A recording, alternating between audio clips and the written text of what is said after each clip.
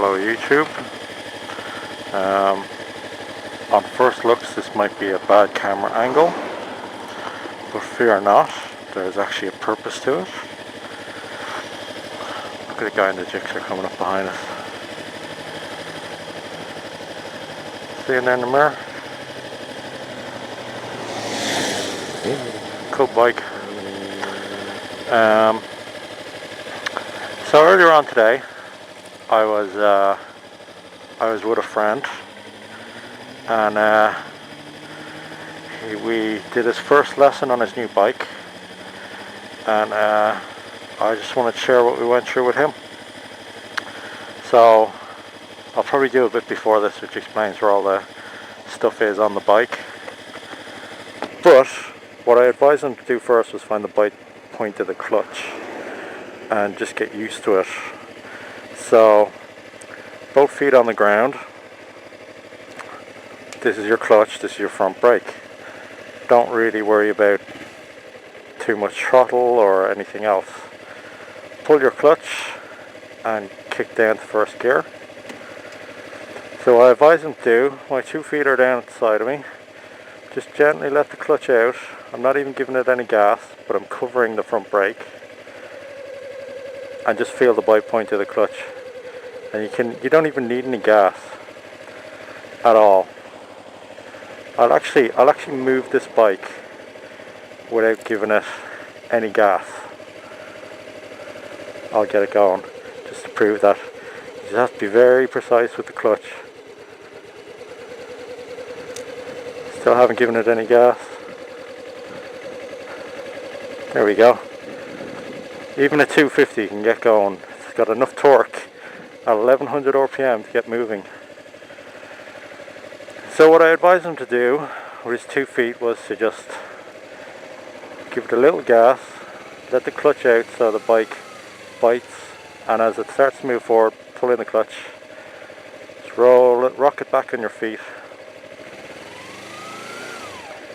So my feet are in the same position. I'm just rocking the bike back and forward like a rocking chair. I'm just getting used to the bite point.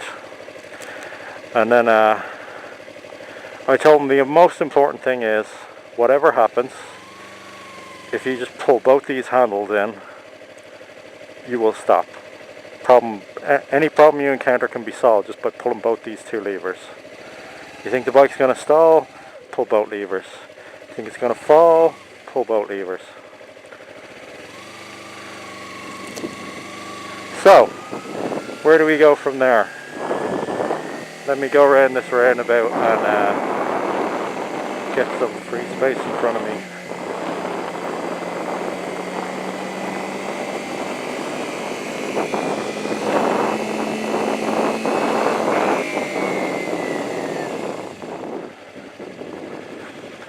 So, where do we go from there?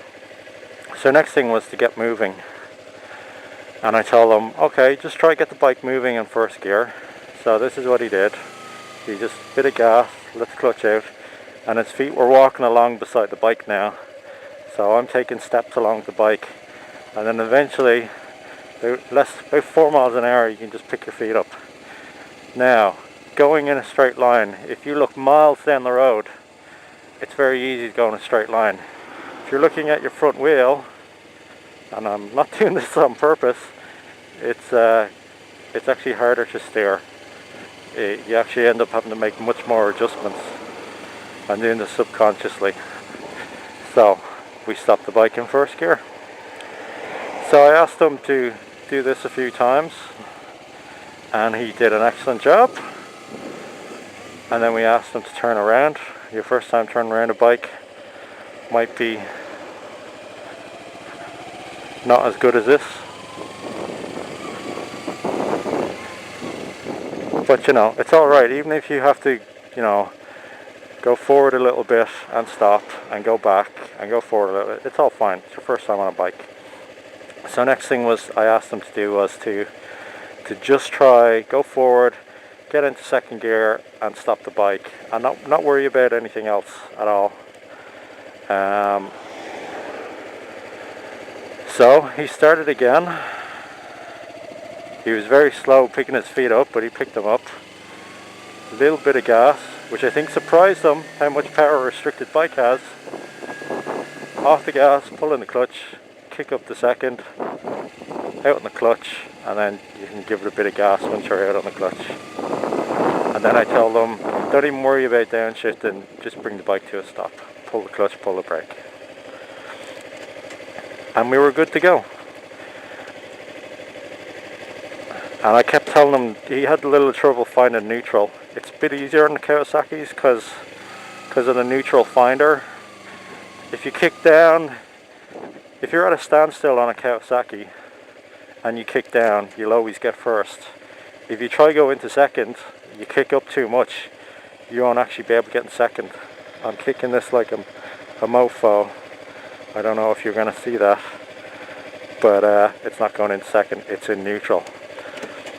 He doesn't have that in his BMW, so he kept going first, second, second, first, first, second, second, first.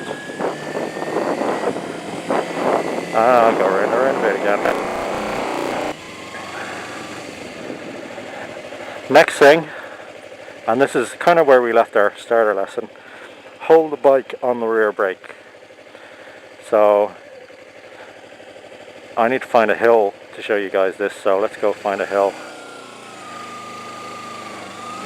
I'll lift my head up so you can see where I'm going.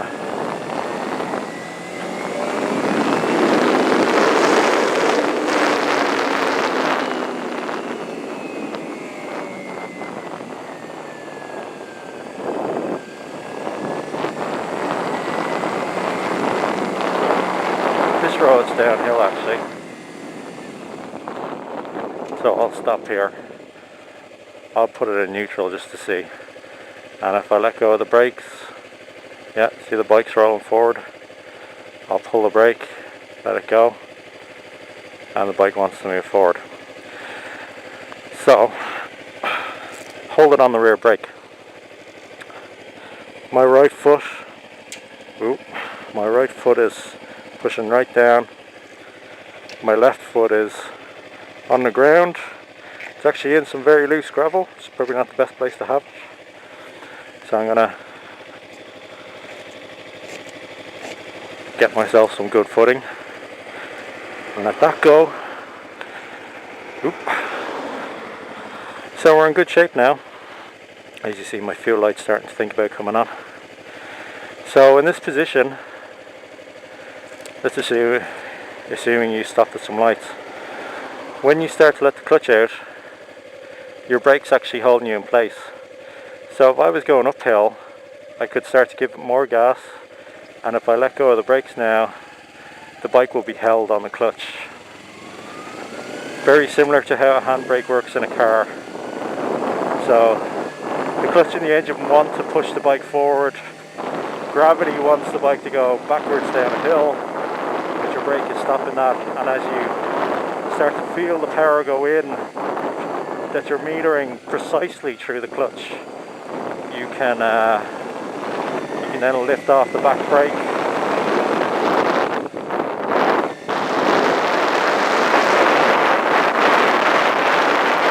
Air into this engine, let that temperature gauge come down. So that was our lesson. That was the first lesson I gave him on the bike, and